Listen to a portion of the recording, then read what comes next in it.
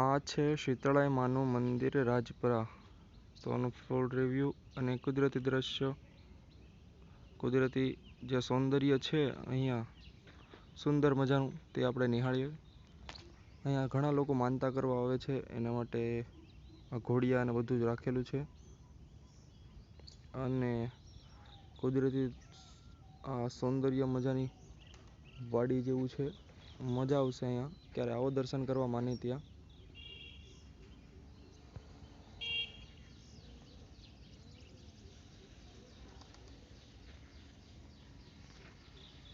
અહીંયા શ્રીફળ વધેરવા માટેનું આપણે શું કહેવાય કે પથ્થર રાખેલો છે. તો જોઈ લો બધા. ના ધજા માટેનું છે. જય માતાજી બધાને.